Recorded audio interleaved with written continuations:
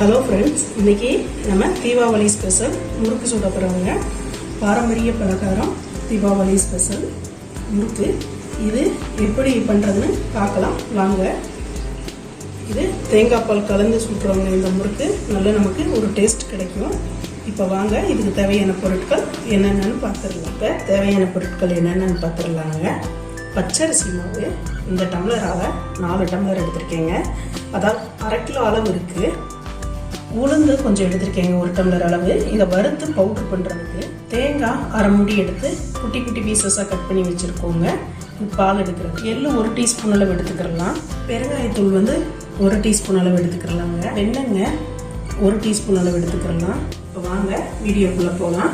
வீடியோக்குள்ளே போகிறதுக்கு முன்னாடி நம்ம சேனலை லைக் பண்ணுங்கள், சப்ஸ்கிரைப் பண்ணுங்கள், பக்கத்தில் இருக்கிற பெல் பட்டனை கிளிக் பண்ணி வச்சுக்கோங்க. நம்ம போடுற ஒவ்வொரு வீடியோவும் உங்களுக்கு உடனுக்குடனே வரும். வீடியோவை ஸ்கிப் பண்ணாமல் பாருங்கள். அப்போ தான் நாங்கள் எப்படி பண்ணுறோன்றது உங்களுக்கு ஈஸியாக புரியும். ரொம்ப சுலபமானதுங்க. தேங்காய் பால் முறுக்கு அவ்வளோ ஒரு டேஸ்ட்டாக இருக்குங்க. இப்போ வாங்க வீடியோக்குள்ளே போகலாம்.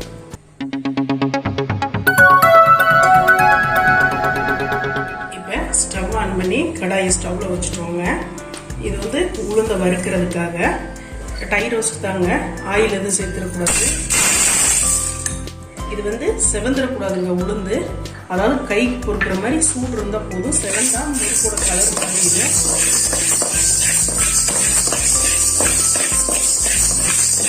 செவந்துடக்கூடாதுங்க.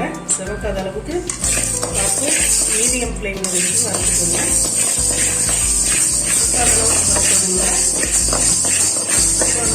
போதும்.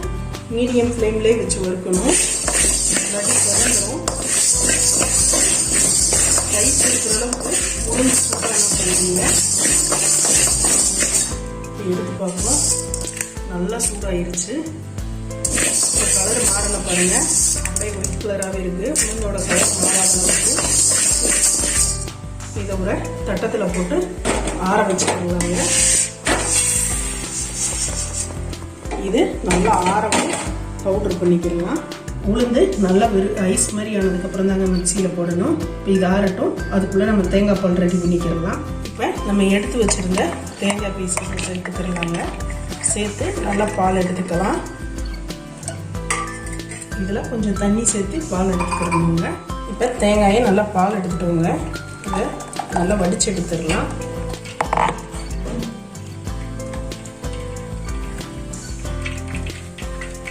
நல்லா புளிஞ்சு எடுத்துடணுங்க.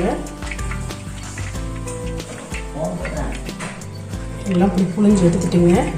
இந்த சக்கையை வச்சு மறுபடியும் ஒரு டைம் 2வது பால் எடுத்துக்கிடலாம். இது ஃபஸ்ட்டு பாலுங்க. நமக்கு திக்னஸ்ஸாக இருக்குது. இது 2வது நம்ம இந்த சக்கையை போட்டு புளிஞ்சு எடுத்துருக்கோம். நம்ம மாவு இப்போ செய்யும்போது ஃபஸ்ட்டு பாலை மட்டும் ஊற்றிக்கிடலாம். பத்தலாட்டி இதை ஊற்றிக்கிடலாங்க. உளுந்து நல்லா ஆறிடுச்சுங்க. இதை மிக்ஸி ஜாரில் போட்டு நல்லா நைஸ் பவுடராக பண்ணிக்கிடலாம். பவுட்ரு பண்ணிட்டு காமிக்கிறேன். உளுந்து நல்லா பவுட்ரு பண்ணியாச்சுங்க. இதை ஜல்லடையில் போட்டு சளிச்சு எடுத்துக்கிடலாம்.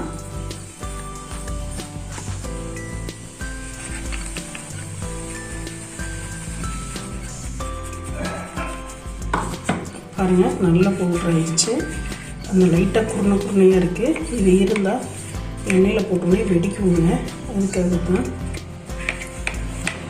அவ்வளோதாங்க.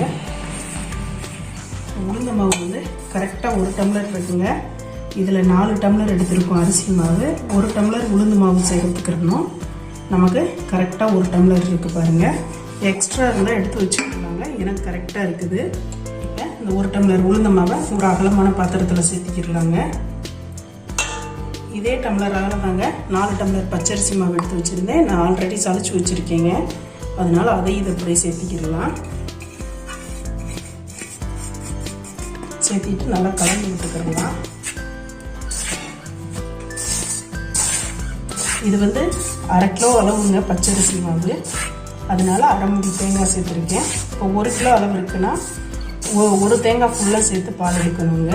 இது 1/2 கிலோ அளவு. இப்போ 1 டீஸ்பூன் எள்ளு சேர்த்திக்கிடலாங்க. எள்ளு இல்லாட்டி ஓமம் ஏதாவது சேர்த்திக்கலாம். நான் எள்ளு சேர்த்திக்கிறேன். 1 டீஸ்பூன் வந்து பெருங்காயத்தூள் சேர்த்துக்கிடலாங்க. பெருங்காயத்தூள் வந்து நல்லா வாசமாக இருக்கும். நமக்கு பெருங்காயத்தூளை சேர்த்திக்கிறோம்.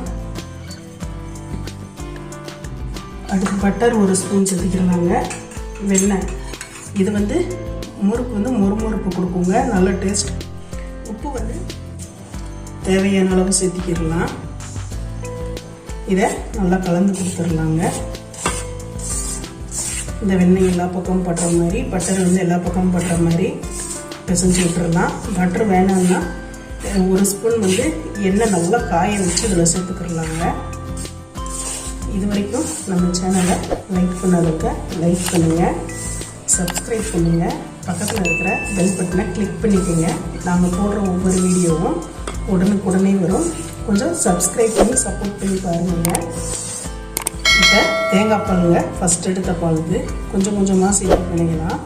ஒவ்வொரு மாவுக்கு வந்து தண்ணி எக்ஸ்ட்ரா தேவைப்படும், ஒவ்வொரு மாவு வந்து கம்மியாக தான் தேவைப்படும். அதனால் நம்ம கொஞ்சம் கொஞ்சமாக சேர்த்து சப்பாத்தி மாவு பதத்துக்கு வரணுங்க சேர்த்திக்கிடலாம். முறுக்கு தேங்காய் பால் சேர்க்கறதுனால வெள்ளை வெளியேன்னு வருங்க, அவ்வளோ ஒரு டேஸ்ட்டும் கிடைக்கும் நமக்கு. இதே கொஞ்சம் கொஞ்சமாக சேர்த்தி பண்ணிக்கலாங்க. மொத்தமாக சேர்த்திடக்கூடாது, கொஞ்சம் கொஞ்சமாக சேர்த்திக்கிறணும். நல்லா அழுத்தி பிசைஞ்சு விடணுங்க. நல்லா பெருங்காயத்தூள் இதெல்லாம் போடுறதுனால நல்லா ஜம்முன்னு வாசமாகவும் இருக்கும், சாப்பிட்றதுக்கு நல்லா டேஸ்ட்டாகவும் இருக்குங்க. நம்ம எடுத்து வச்ச தேங்காய் பால்லாம் ஊற்றணுங்க. ஆனால் பால் பத்தலாட்டி கொஞ்சம் தண்ணி சேர்த்திக்கிடலாங்க. கொஞ்சம் கொஞ்சமாக சேர்த்தி மட்டும் பண்ணிங்க. கொஞ்சம் தண்ணி சேர்த்து நல்லா சப்பாத்தி மாவுக்கு பிசைஞ்சுக்கிடலாம்.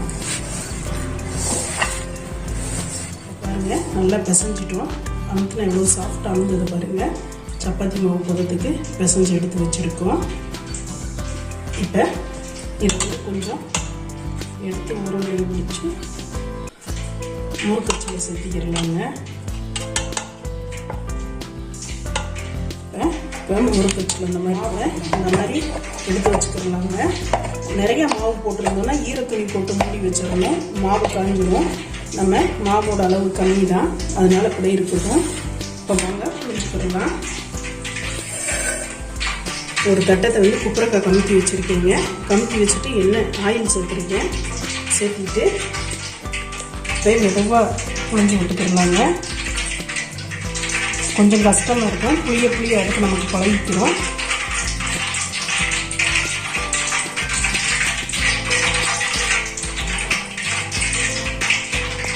அவ்வளோதாங்க. இதை எடுத்து அப்படியே ஒட்டி விட்டுறலாம். இப்போ எண்ணெய் வந்து நமக்கு காஞ்சிடுச்சுங்க. காஞ்சதுக்கப்புறம் இந்த முறுக்கு அப்படியே மெதுவாக கையில் எடுத்துக்கலாம். கையில் எடுத்துட்டு அப்படியே வச்சு விட்டுறலாங்க. அவ்வளோதான்.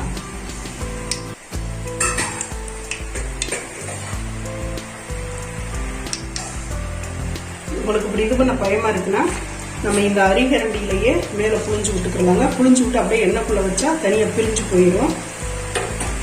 அப்படியே வேகட்டும்.